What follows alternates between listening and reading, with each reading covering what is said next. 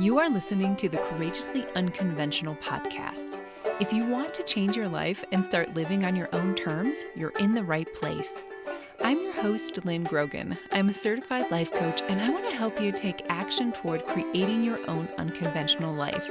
Each week, I'll share inspiring and unconventional stories from those who have gone before you, as well as actionable steps you can take to start your own unconventional path today. Let's go! This week, I'm excited to have Annie Margaret, PhD, on the podcast. Annie is a dynamic educator, leader, and public speaker. She serves as executive director of the Post-Internet Project and teaches at the Atlas Institute at the University of Colorado, Boulder. With a focus on neuroscience and evidence-based approaches, she helps individuals and teams learn to regulate their nervous systems and manage their relationships with technology. In our conversation today, we dive into how to align your media use with your personal values to live a more meaningful life. A lot of Annie's work really focuses on these bigger picture perspectives. We also talk about how screens impact kids' developing brains and what to do about it. And we end with some simple, practical steps to build healthier digital habits starting right now, like even within this very podcast episode. Enjoy my conversation with Annie Margaret. All right, welcome back to the Courageously Unconventional podcast. Today, I have a very special guest on the show, Annie Margaret. Annie, thank you for coming on the podcast. Yeah, thank you so much for having me. So I was hoping that we could start by just you introducing yourself and sharing a bit about the work that you do in the world. Okay, yeah. So my name is Annie. First and foremost, primarily, I am faculty at the University of Colorado, Boulder, in the Atlas Institute, and the degree our students get is called Creative Technology and Design. But my focus is really on the relationship, sort of broadly on the relationship between human psychology and well-being and social technologies, aka social media. And developing practices and interventions that support people in thriving in the digital world, and how can we get our media consumption behaviors in alignment with our values and with the way that we really want to be living our lives.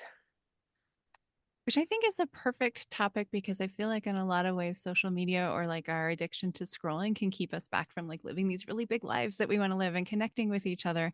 And I know that you've seen a lot of that. So can you just tell me a little bit more about like the research that you've done? And I know you've created some programs. Like, Mhm. what are you doing to help people build like healthier relationships with social media? Yeah. So, okay. I always like to give it a little asterisk here at the beginning Ooh. of this question. There's a couple asterisks. So the first one is, I do believe onus of responsibility lies on the tech companies who created these algorithms, who knew what they were doing, right? Whistleblowers have since come out. The internal documents demonstrate very clearly they know that these are harmful for mental health and chose to do very little in the name of the bottom line. So when I have friends working on policy changes, if you're not following it, right, they're all getting sued now all over the place. Yay, finally. Yeah. And so I want to be clear that I do think that is where the onus of responsibility lies. However, my expertise lies not in policy, but in human psychology, nervous system regulation, practices of well-being. And so that's where I orient toward. But I don't ever want people to think as I explain this that I'm saying it's our problem, we need to fix ourselves, right? I do view it as a problem with the corporations who created the technologies and their incentive structures. Okay, that was asterisk one. Thank you Asterisk for sharing two. that. I think it's really important to like, because I do feel like a lot of people put the blame on themselves, but these systems they're designed to be addictive. So I'm glad you said that. Yes. So I like to give that asterisk. The second asterisk I'll give is about how I define addiction. And so if you look online at definitions of addiction, different fields, different specialists will have different types of definitions. So when I say addiction, which I generally don't say, and I'll get to that in a minute, but when I do say it, what I mean is that it's a behavior or pattern of behavior that we do compulsively that is inhibiting our ability to live our life. So by this definition, if somebody had one glass of red wine with dinner every night for their whole life. Some people, by some definitions, would say that's addiction. I would say if they're not hungover, it's not impacting their ability to connect with their family, it's not impacting their ability to wake up in the morning, it's not, I would say no, it by my definition, it's not. Right. So for me, when I talk about addiction, I'm talking about a repetitive, compulsive behavior that's getting in the way of our thriving. So that's asterisk two. And then to move on to what I've studied, I don't really think about it in terms of addiction. I use that word because at the beginning, when clients come to us, we give them what's called the Bergen Social Media Addiction Scale. This is really just a scale that is a psychological scale. These are used in standard studies to assess different outcomes. They have them for stress, they have them for thriving. There's one called the mental health quotient, right? So psychologists use these types of surveys all the time to quantify different things about human well-being. So because that survey has the word addiction in the title of it, social media addiction scale, I have to give a definition of how I would define addiction. And in that vein, if we're thinking about, that, I don't like calling people addicts, right? It's super disempowering. Once you say you're addicted, right? Suddenly there's this whole slew of connotations that comes with that. I view it more just like you exist in an information ecosystem that doesn't have your best interest in mind. And that's probably leading you to some form of excessive media consumption that's making you feel like trash, you know? And I prefer to think of it that way. So the program we've developed is there's a lot of like social media detox. You hear that all the time. Yeah. And I think that has value.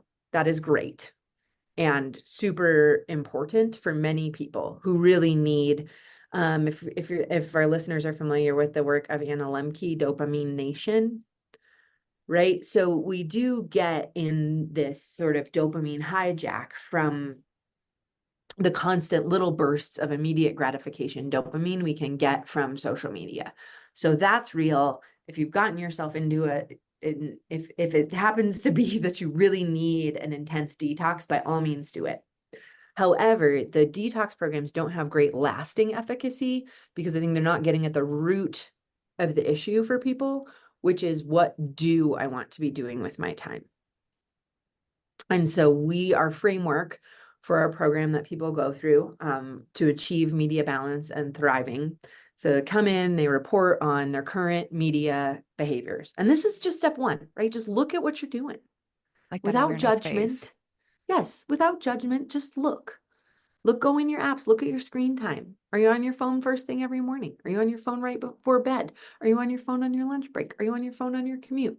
Right? Just look. And then also develop the skill of noticing. And this is for adults, right? This is for people that have like a moderately developed prefrontal cortex. So I'm talking 18 plus here, right? That's mostly who I work with. I work with young adults and young professionals. And so, develop that skill of noticing how the media you're consuming is making you feel. Which types of media behaviors leave you feeling fulfilled and connected, and because there's lots of really amazing information on the internet and on social media, right? That can actually support us in our development and our education and our growth as human beings. But how do we develop the skill of noticing how is that media consumption making me feel so that I can make a different set of choices? Yeah. But you have to know first before you can do anything about it, from what it sounds like. Yes. So there's kind of this initial observation phase. Come in, just start noticing. At the end of that phase, we set some goals and intentions. And observing how those different, I call them media consumption behaviors, are related to our domains of life. So now we've spent some time really taking a good, like they say in therapy, right? Taking a good, honest look at ourselves. Yeah. And then we have a framework that's common, just domains of life. So this includes things like work productivity, relationships, physical and emotional health, play, Play includes things like hobbies, joy, right? Where do we get that joy from? And spirituality, right? Or our connection in whatever way, religion, whatever it is for you, right? Whatever it is that causes you to feel connected to something larger than yourself. And so now that we've looked at our behaviors, we can now start mapping those behaviors onto these different domains of life. So how are these behaviors impacting me in these different ways, both positively and negatively, right? And so this is a much more nuanced approach than just put your phone down. It's like really looking at your suite of behaviors, your pattern of behaviors, and then thinking about your life holistically and your values. We also do a values assessment as part of the intake. So we've got this domains of life, we've got your values, we've got your suite of, media consumption behaviors. And now you can really start looking at it as a full picture of, okay, well, these media behaviors actually do make me feel good, right? When I watch this educational YouTube series about whatever my niche hobby thing is, I love it. Doesn't feel like a waste of time at all, right? But maybe the getting up, checking the news first thing in the morning puts me in a really foul mood all day. Maybe I'm on my phone in the evening when I want to be connecting with my partner or my children, or even just connecting with the trees outside my window, like whatever it might be, right? And so as we start to get that holistic view of our media behaviors and how they're impacting our life, we can set goals for change and then just iterate slowly over time. So the whole program is 1 hour a week of meeting with me in kind of a classroom style setting. And then going through those 8 weeks, just refining your goals every time, consistently looking back at what are my values? What is it that I do want to be doing with my life? And we've had 600 participants go through the program. We've looked at their data, and what we find is the number one thing, this shouldn't be surprising to anybody, right? But the number one thing that makes the difference for people is having we've labeled it real world behavior change. So the problem with detox programs is they say, put your phone down. Good. And do what? And that's the piece that's missing is we know from self-determination theory and the science of what motivates human beings, it has to be social and it has to be aligned with our values. We need all these things to really be motivated to change something in our lives.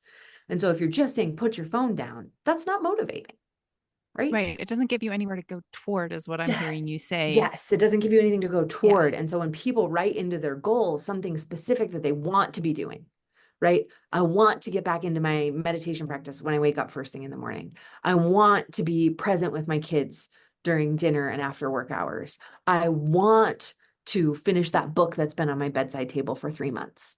I want to start playing my guitar again. Now, right? Positive psychology, we've got ourselves oriented toward like, this is something that gives me meaning and purpose. And maybe if we're lucky, even some joy. And now I orient myself toward that thing. And the power of the phone diminishes and again, it has to be kind of a long process because right? Nervous system, neuroplasticity, we're programmed to this behavior. And so we have to kind of gently with ourselves reorient to what is it that I do want to be doing. And that reprogramming of the nervous system toward that new pattern of behavior takes some time, and that's okay. Yeah. Got 8 weeks. Does it usually take? Like, when do you notice that people start seeing change when they go through your program? 2 weeks. 2 weeks. So that's not a super long period of time. That's not that long. But then there's usually a little backslide. So you have to kind of keep it in there for the new behavior to really get cemented, right? Because you get that kind of, I forget what they call it. Psychologists have a term for it. It's called something glow, right? Where when you're very motivated in the beginning. You're first oriented. So you've done your observation phase week 1. Then we come into week 2. You're just starting. You're like, I'm going to transform my life, right? Like you're so hyped up on it. And so, right, 2 weeks ago when we start to see change, but then there'll be some week later where something stressful happens, or you just you forget. That happens a lot. Actually, I work with mostly kind of 18 to 30-year-olds. I'm happy to work with anybody, but that's just who I tend to interact with, probably on a kind of working out of college. But yeah, there's a little period in there where you forget about it or you just go back to the old habit. And so what you need is that repetitive learning of, oh, I did the thing again and oh, I felt bad again, right? And so through that process, and another thing we do actually is in the surveys we give people about their addiction score, about their stress, about their thriving, about their feelings of agency. That's super important, their feelings of agency over their own life. So we're giving these surveys weekly, and then we can show people the data back to them, right? And so that's very powerful. It's kind of like the psychology of why Fitbits work. People love to see their data, love to see the progress. So if they can see, oh, my dependence on technology goes down, and consequently, my stress also went down. Huh. Right. So seeing that data back over time is very motivating for Yeah. people. What have you So, noticed about people's ability to keep this going longer term past maybe leaving your program or just putting mhm. a new habit in place around their phones? Yeah, I mean, I'm not one of these kind of, you hear a lot of these self-help people are really transformational, right? Like you take my one workshop and I'm going to transform your life. I'm not one of those people. I'm going to tell it to you how it is, which is that getting to the life that you want requires consistent discipline and effort. And there's no getting around that. There's no miracle cure of, take my 1 week, 2 week, 3 week program and your whole life will be different. It's not real. I don't believe anyway. I think people can experience dramatic changes and psychological shifts, but then getting them to stick requires effort. Yeah, And in I would terms agree of with my that. personal experience with the follow-up data, the reality is I don't have it because it's very hard to get people to answer an email from me 6 months after they've completed the program. And I have no other, like, they're not in my life anymore. I have no other way of contacting them except through their email. And people just generally don't fill out. I mean, we've all, right? You don't fill out follow-up You've taught surveys. them No. not to be on their phones much anymore, right? You're like, work Right. solved. So while I would love that data, it doesn't, I don't have it in It terms of sounds like long-term efficacy. I think like though what you're saying in terms of your research for the people when you do have their attention, they are in the program. It sounds that part sounds like there's meaningful changes being made. And you don't just forget that. Even if you don't put it into place, there might come a day, 6 months, a year from now where they're like, wow, this is really a problem again. Oh, but I have the tools to help myself Mhm. in a way that they probably didn't have it before. They're like, oh, okay, I can do that again. If I put forth this effort, I can make the changes that I want to. But it kind of goes back to what you're saying. It does take effort. There's no quick fix or detox that will just magically transform everything for you. Yes. And we're trying to help with that so the courses run online over Zoom. Applications are open. We'll have the link for anybody who's Um, like, yes, I need this in my yeah. life. We'll have the link in the show notes. Yes. Because it comes up a lot, and I'm jumping ahead on our list, Annie, but like I know there's a lot of parents that worry about their kids, and I know your program specifically addresses mostly like 18 and up and now, but how do screens impact kids developmentally, and what have you learned in that space? Because I think that's of Mhm. great interest to people who are raising the next generation. Yes. So, um, what I will say is that it's not great. It's not good. And anyone who has an adolescent has experienced this. And so just a real quick summary of what's going on there is I'm going to try to do this without slides. So bear with me, all you auditory learners. I'm going to try my best. Um, During that age of adolescence, from let's say 12 to 18, think it broad, what's happening is our limbic system in the middle of our brain is developing really quickly and very efficiently, while our prefrontal cortex on the front that does all of the executive function, risk analysis, kind of that higher level thinking that tends to put the brakes on risky decisions, isn't developed yet. In addition to, isn't fully developed, I should say, right? So we got a limbic system that's involved in emotional information, reward and motivation, and then the other circuits in the brain involved in executive function are not as fully developed. In addition to that, we have at that age, 12 to 18, young people have heightened dopamine, which is involved in motivation and reward in that same system in the brain, the limbic system, which is involved in emotional cognition and processing. And so for the young people in your lives, the feeling of social belonging literally feels like life or death. And if you think about this evolutionarily, it kind of was. Now, mom and dad can stay alive for a real long time. But when we were younger, around that age, you really better figure out how to get some social belonging, because the people who were taking care of you might die pretty soon. Right? We didn't used to live as long as we do now. It's crazy how long we live now. Anyway, that's another rant, but incredible work we're doing on that front. But so it makes sense. This system, right? This is a great system. However, when we pair it with social technologies that directly quantify how you're doing socially, right? Here's information about your social standing. It is constantly available and numeric. And so I think the question originally was like, how are screens impacting kids? I'm not sure it's so much screens. Screens aren't great, don't get me wrong. But I don't want to guilt the parents that like let their kids have a screen sometimes, right? I mean, here we are in a system where we have to both have jobs full time, most of us, both parents, and care for our kids. And these things exist that can help care, babysit essentially, right? And so I want to be careful in how I speak about this, so as not to acknowledge the system that we're all kind of in here, the situation. If you haven't read or listened to The Anxious Generation by Jonathan Haidt, that's a book that came out last year and is very has gained a lot of traction, and I think some of the data is really good there. For example, when they poll the mental health of adults, 18 to 24-year-olds, right? And then they look at that compared to the age that they got their first smartphone, your mental health score when you're 18 to 24 is dramatically worse the younger you were when you got your first smartphone. That data is from Sapien Labs. It's called the mental health quotient. So if you want to Google it, it's like Sapien Labs mental health smartphone age. That should get it to you. I'll have, again, all these links in the show notes, because I'm sure some people want to look that up for sure. And so I think that there's a lot we can, I mean, it's kind of a collective action problem, right? We need to all agree to change the culture around that.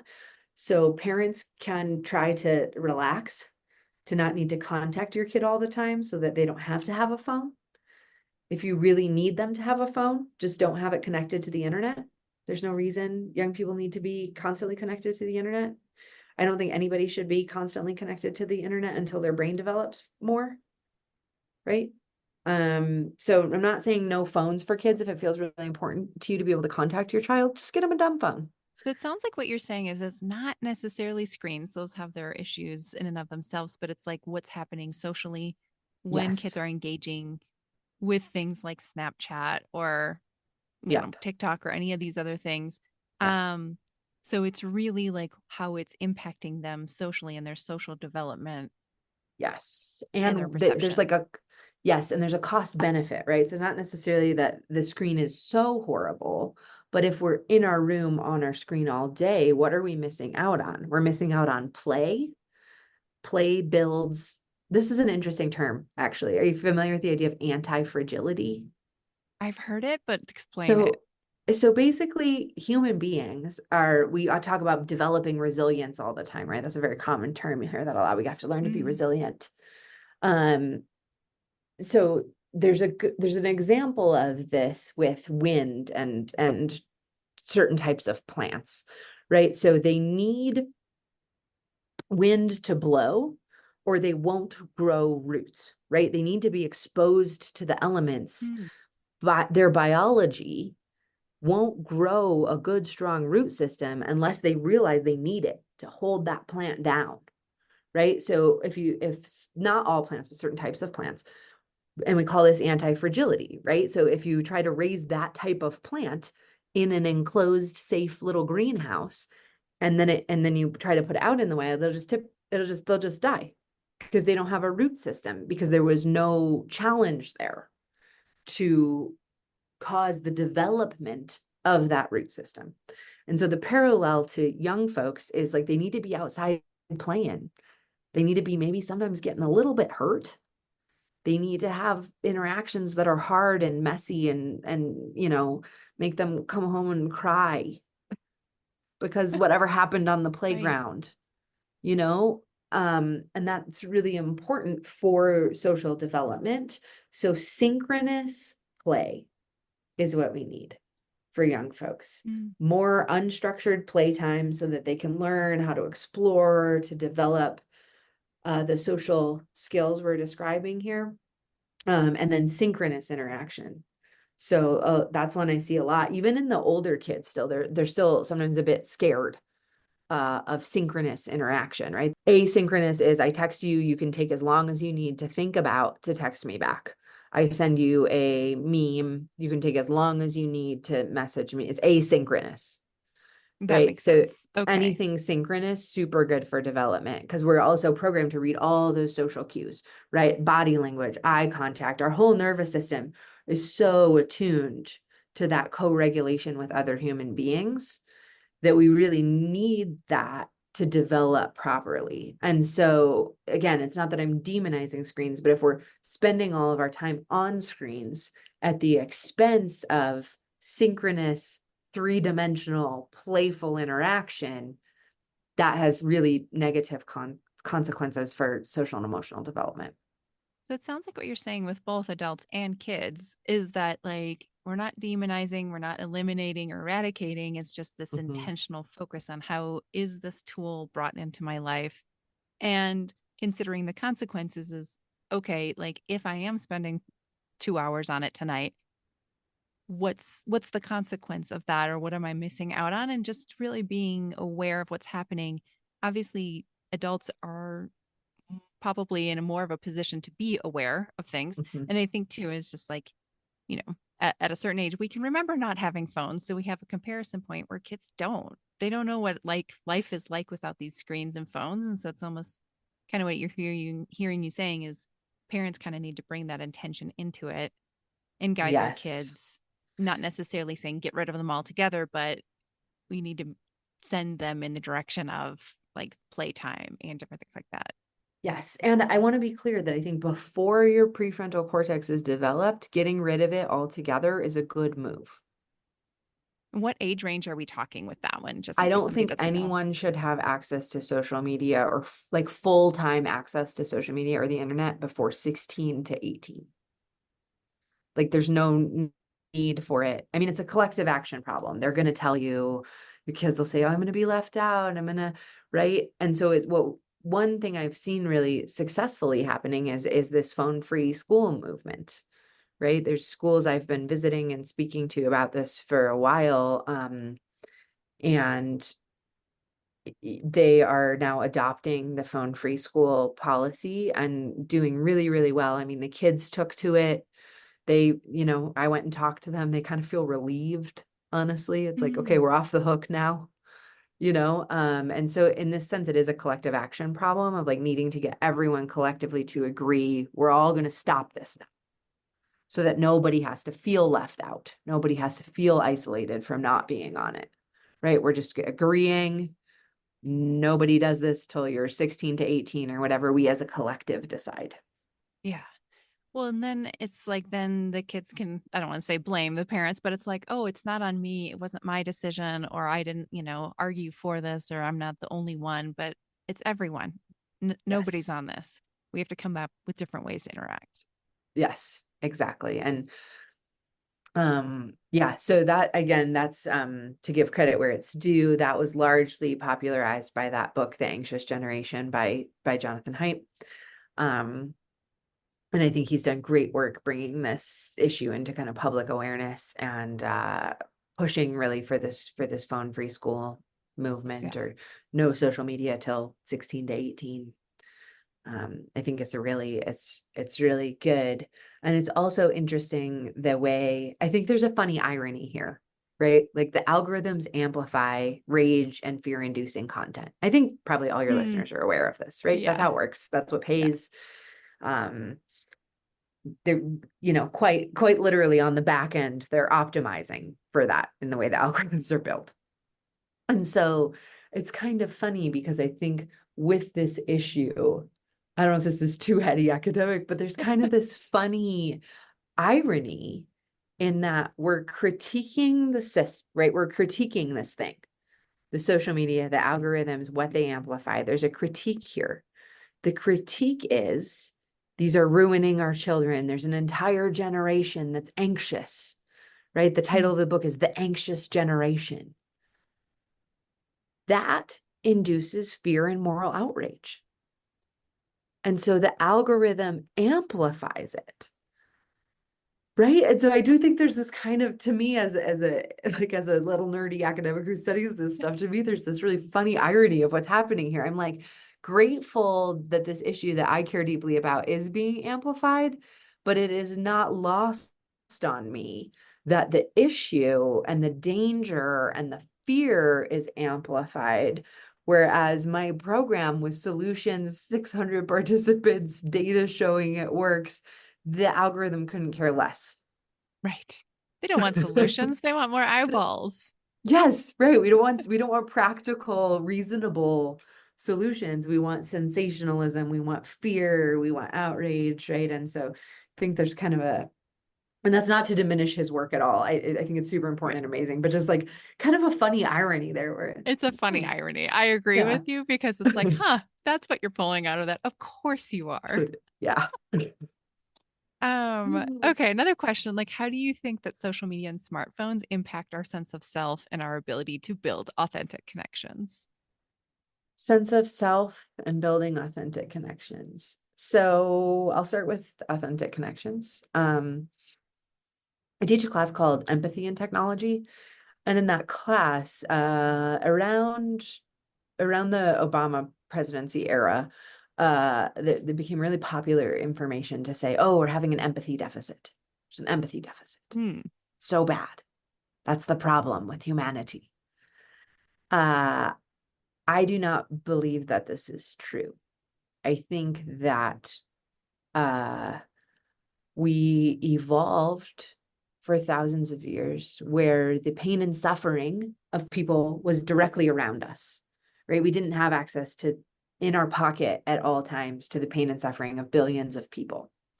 So if we think about true emotional empathy, right, really feeling for other people, we cannot feel for the pain and suffering of the billions of people we have access to.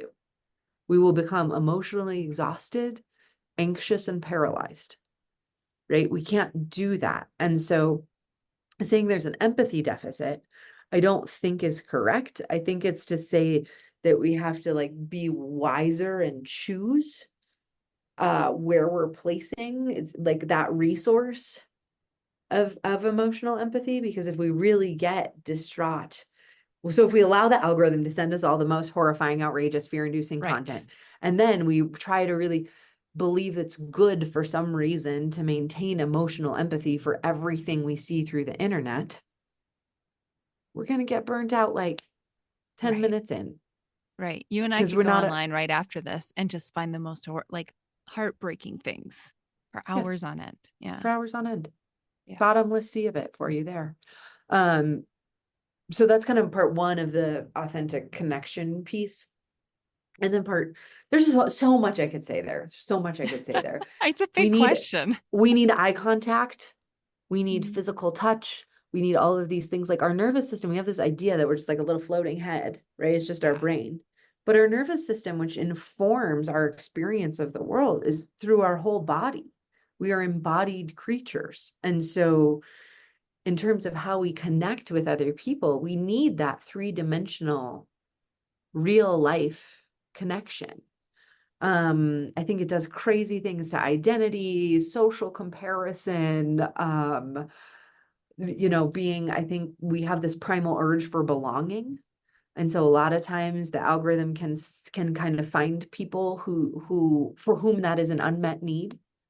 And I'm not pathologizing anyone. That's just something that happens, right? We don't feel a sense of belonging in our local community or in some friend group or in some way.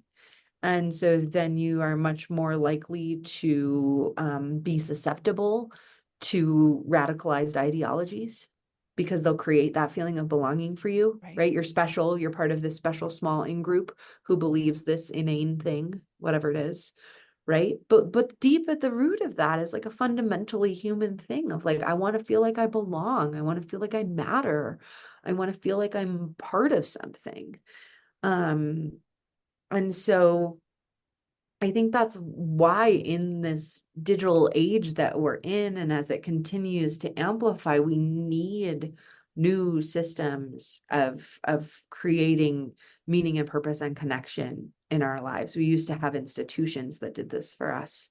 And some of us still do, but largely I think we're going to really need to develop practices that enable us to regulate our emotions, to regulate our nervous system, and to cultivate meaning and purpose and orient ourselves toward that with like a fierce discipline such that the chaos doesn't mess with us so much. And Yeah. I hope that in the meantime, they will also fix the back end of the algorithms and get us like, and they'll get sued. I hope all of that goes through also.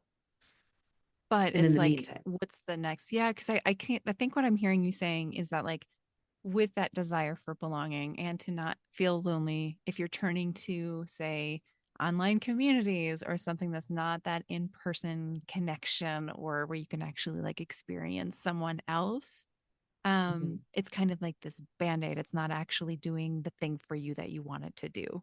And so it's like the yes. practice forward would be actually putting yourself out there, almost like being willing to feel the discomfort of doing something that Yeah. feels a little different. And maybe, the next generation of kids, that will be a big practice for them too, of just going, okay, if I want to make friends, like I actually have to go out there and it's going to feel uncomfortable at times. And I might say silly things and second guess myself. And that's okay. That's a part of the process.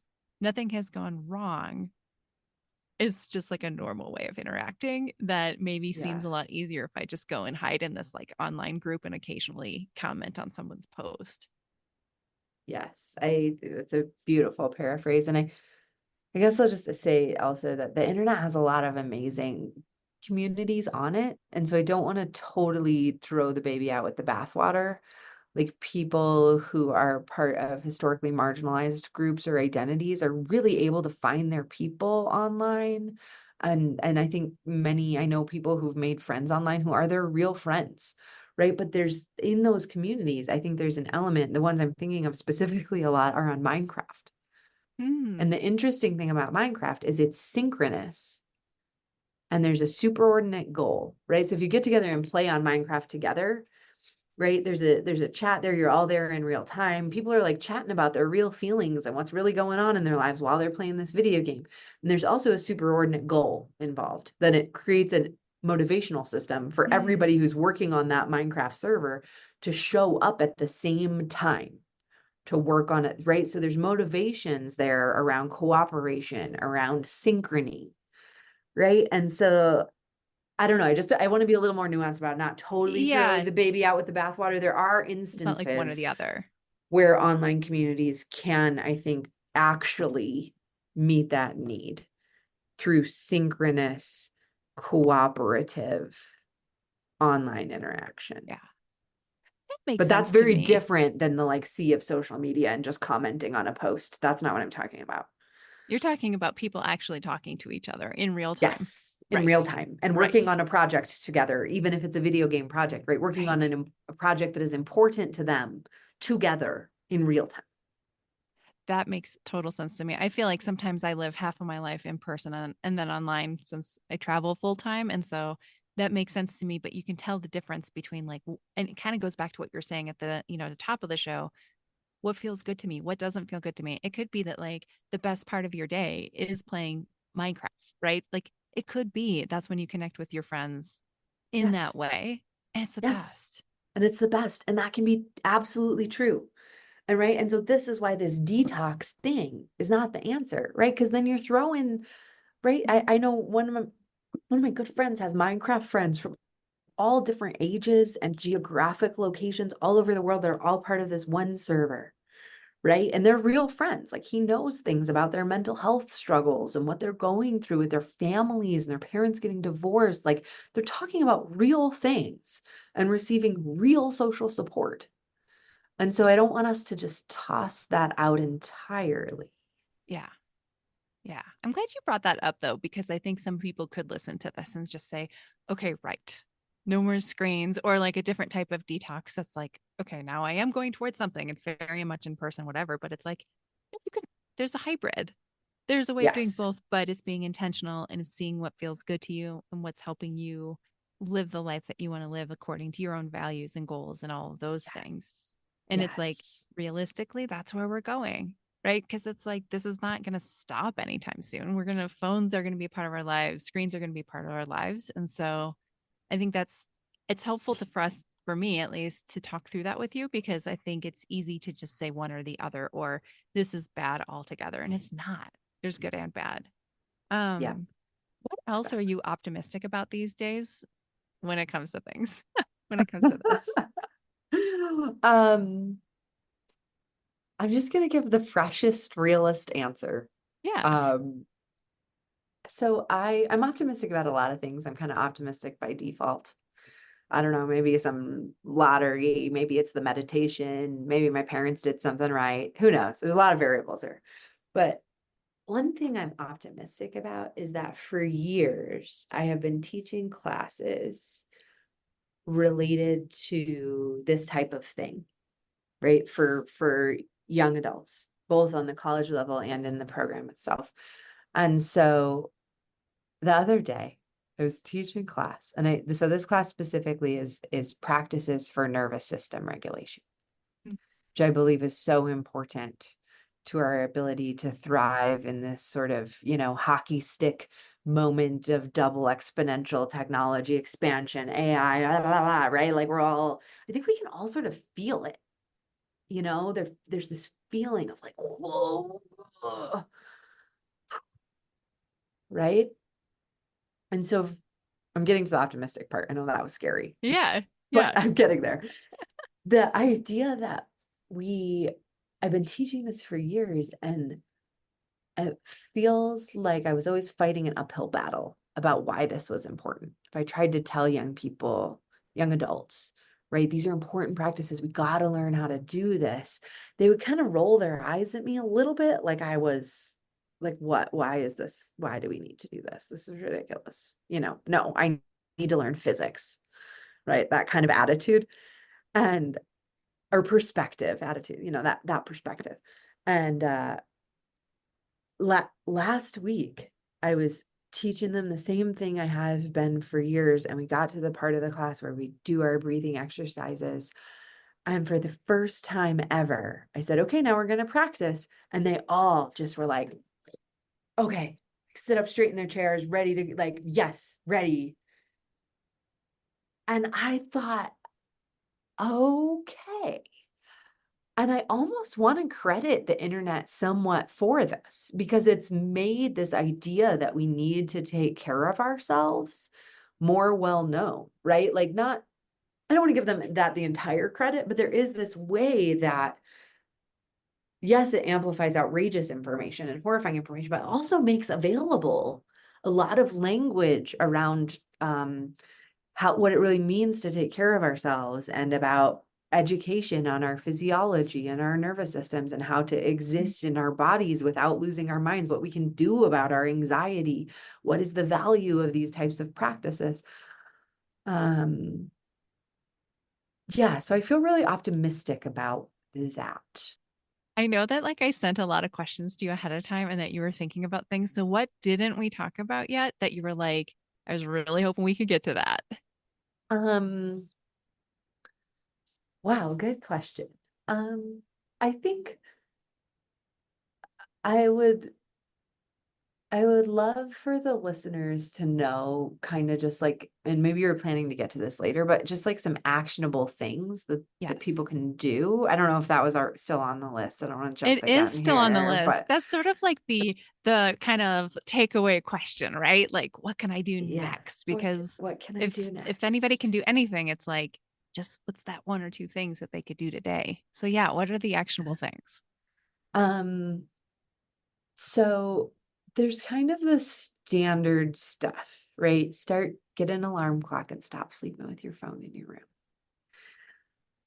The other thing is if you're unable to quit social media, right? Because that's not available to you either because of your lifestyle or just because you don't want to. At the very least, you have got to train your algorithm. If you're going to spend however many hours a day or week you're spending on it, you got to invest to train the algorithm. And by that, I mean you have to tell it what you want and what you don't want very explicitly, right? So, because otherwise it's just going to feed you. Right. Okay, let me back up a little, right? We are primed to care about content that makes us angry, content that's moral, emotional, that comes from some source we believe to be prestigious, which these days prestigious doesn't actually mean that you have any actual lived wisdom. It just Mm. means you have a big following, which is a whole separate rant. But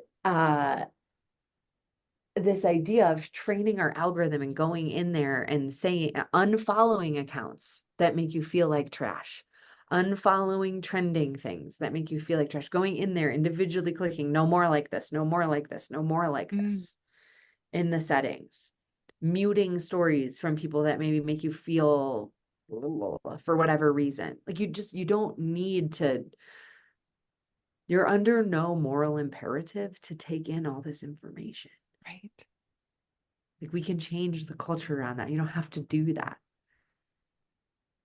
And if you want to take in the information, if that really feels like a choice you want to make, then you gotta train the algorithm because otherwise it's just gonna feed you whatever. And that's something you could do tonight, when you're if you're not ready to take the step to quitting and you're there in bed on your Yeah. phone before bed like you always are, just take 5 minutes of that time to unfollow things, to clean up your feed, right? To mute accounts or stories or people or whatever it is.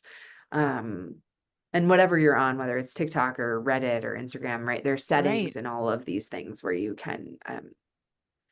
modify. I like it And because it again, that sounds they so need to, empowering. yes, it's empowering. Yeah. It's empowering.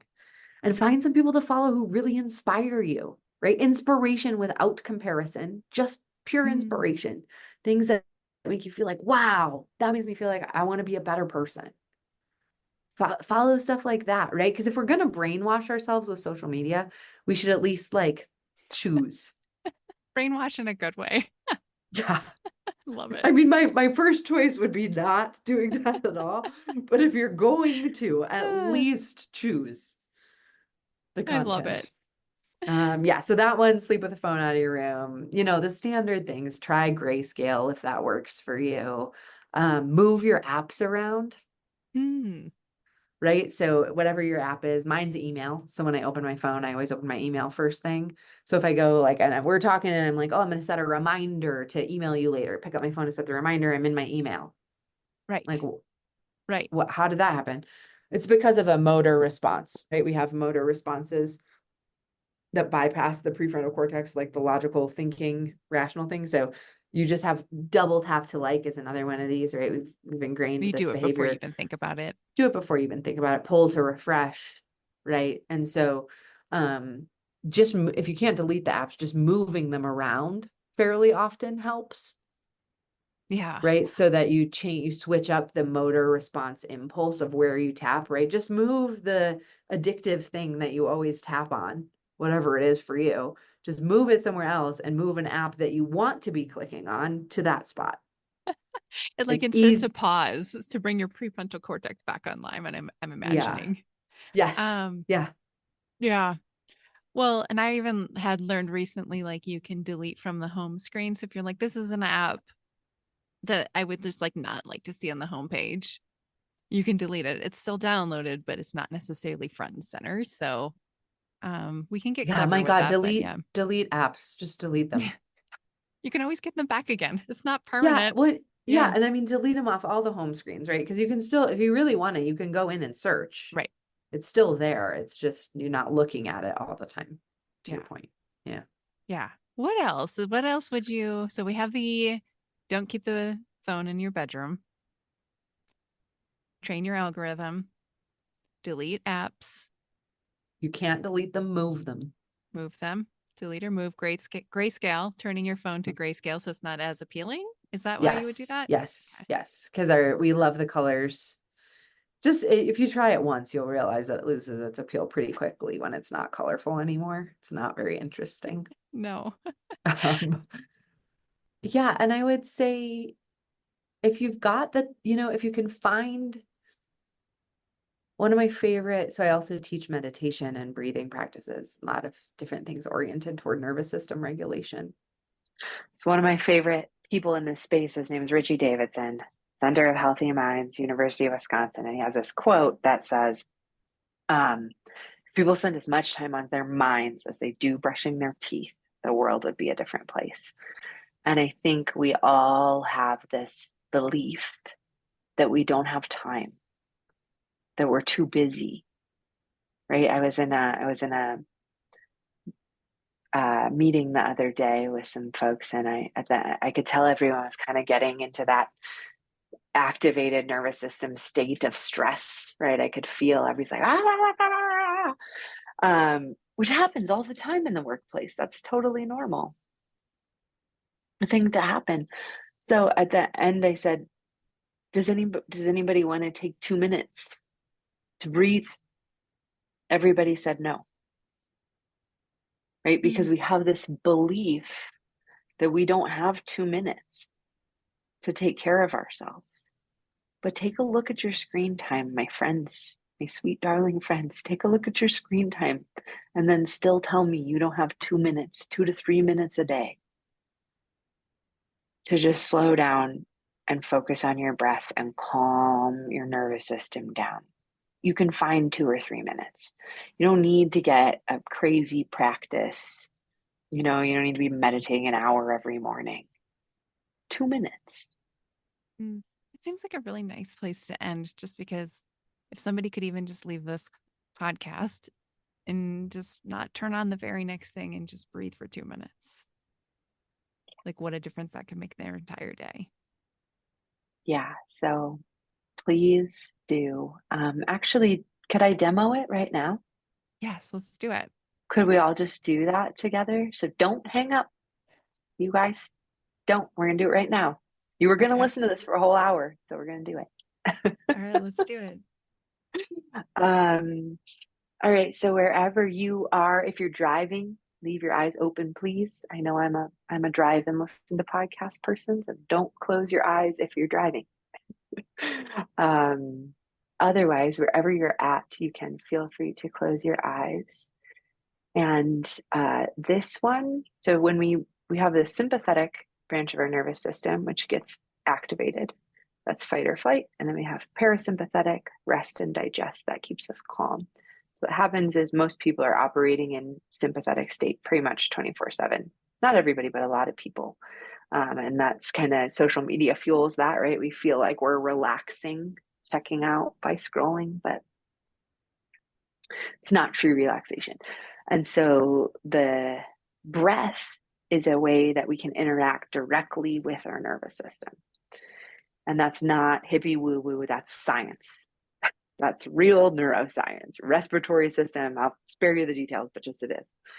And so when we take long, slow exhales, that is what helps calm us down. So the way we'll run this is I'll just count and you'll breathe in for 4 and out for 6 so that the exhale is longer. And so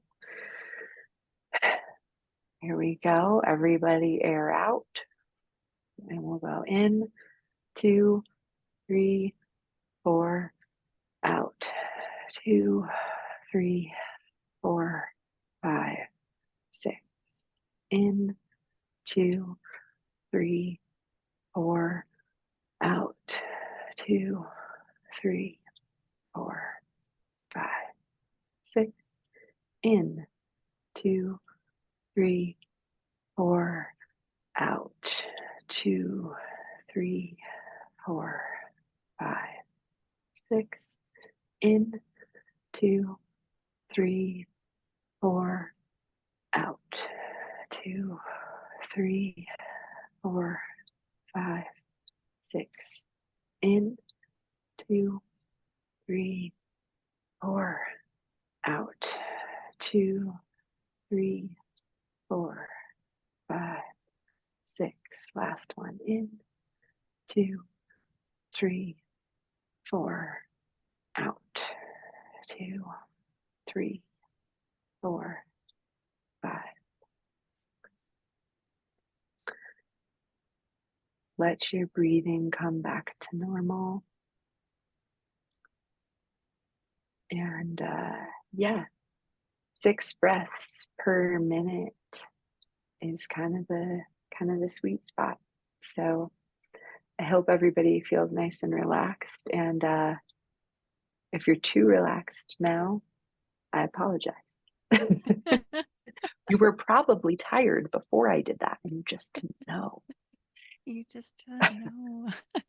Well, thank you, Annie. I think we probably all needed that, even if somebody is like, you have 2 minutes. It's okay. All right, Annie, if somebody wanted to find your work and the work of your team online, where would they go looking? Yes, so we are postinternetproject.org.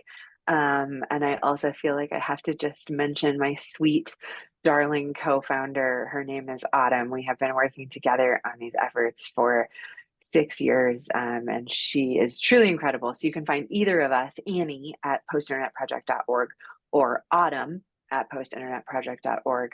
I'm also at colorado.edu if you're interested in that. Post Internet Project has an Instagram, so in the great irony, you can follow us if you want to. I might just do that. Well, thank you, Annie, for coming on the show, and a shout out to Autumn, who actually introduced us. Your co-founder introduced us, and everybody start doing some of these practices because it'll change your life. So thank you again for coming on, Annie. Yes, thank you so much, and good luck out there, everybody. Take care of your sweet selves, drink water, get sleep. Love it. Yeah. Thanks, All Lynn. right. You're welcome. Thank you.